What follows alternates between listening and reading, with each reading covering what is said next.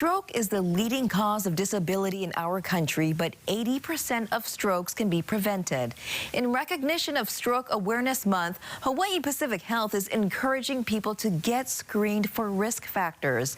Joining us now with more is registered nurse Matt Wells, who is the stroke program coordinator at Palimomi Medical Center and vice chair of the Hawaii Stroke Coalition. Good morning, Matt. Nice to see you again.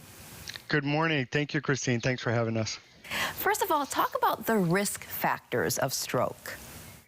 Well, you know, stroke is, like you said, the leading cause of disability. And in fact, 1 out of 6 of us will have a stroke during our lifetime. The risk factors for stroke are hypertension, lifestyle factors, diabetes, smoking is a major risk factor, lack of exercise, and the list goes on and on. But what we really want to target, like you said, are those 80% of strokes that we feel can be prevented. How do you know when someone's having a stroke? Well, we used to teach a mnemonic, and it was FAST, but we've changed it just a bit and added a BE to the FAST mnemonic. So B stands for balance. And stroke symptoms usually happen quite suddenly. We're looking for a sudden change in your balance or your ability to walk correctly. E stands for eyes, and that is a sudden change in your vision, even double vision, or the inability to see as you normally would. F continues to stand for face, and what we're looking for is a weakness or a drooping on one side of the face versus the other. A stands for arms and legs, and what we're looking for is a sudden or unusual weakness in one side versus the other. S stands for speech, and what we're looking for is a slurring or inability to get your words out correctly. And T stands for time to call 911.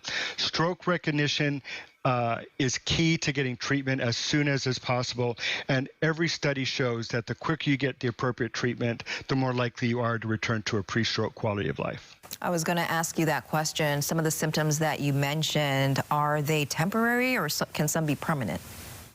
Well, that's, you don't know right at the beginning. Sometimes you could have a what we call a TIA, or transient type of stroke symptoms, but we don't know right at the beginning. And it's best to err on the side of caution, call 911, get to the hospital as soon as is possible, because that's when your real treatment can start. And Matt, some people might think that a stroke can only happen in people who are older. Is that true?